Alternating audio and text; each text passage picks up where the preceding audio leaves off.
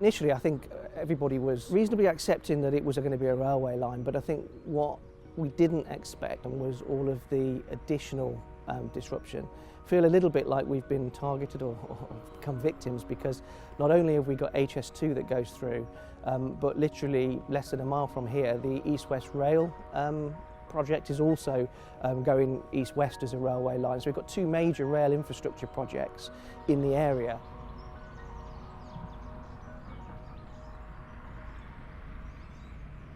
We moved in December 2004, been here 16 years now. And at that time, of course, we had no idea that there was going to be a high-speed railway line. But it was that really that triggered me to become a parish councillor, to get involved and to actually understand the impact and try and get the best deal really for not just my family, but for the community as a whole as well. HS2 goes north to south, East-West Rail goes east to west. They cross actually in the area. To us, the biggest challenge is that all of the promises that they gave us and the assurances about working to their code of construction practice, a lot of those haven't been met. And all we're asking for is that they deliver on those promises. So here you can see the construction. This is going to be the concrete batching plant. It wasn't something we were ever made aware of in the early days of HS2. Construction's already started on that, and if we spin around over and look into the distance there, you'll see just the mass and the scale of the destruction that we're going to see. When you ask questions about the justification for why things change, why have they suddenly destroyed the local nature reserve, for example, it's like they'll take months to compile a report.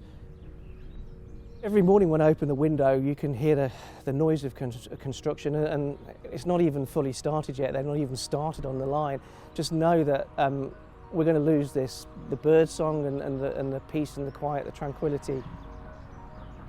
There are schemes to help people move, but unfortunately, all of the people I know in this area have been unsuccessful with their applications when they've tried to.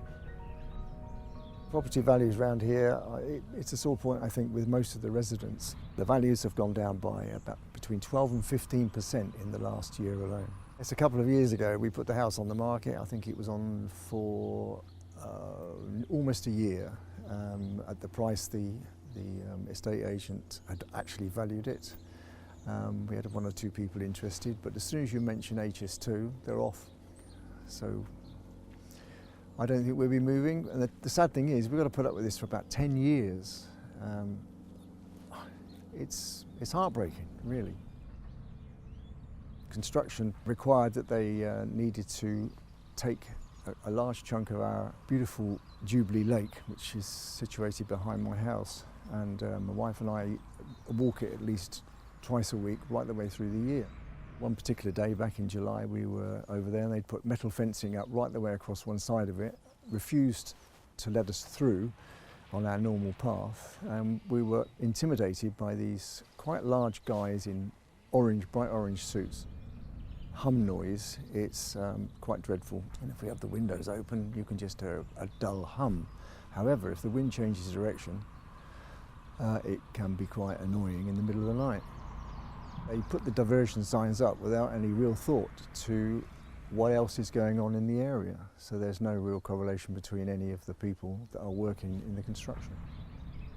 It was a long time deciding on where we should set up our final home, and we chose Calvert Green because it is a beautiful, beautiful site, and we planned to be here for the rest of our lives. But unfortunately, with the HS2 coming through, it's made us rethink the whole thing. I'm of a generation that doesn't show its emotions well.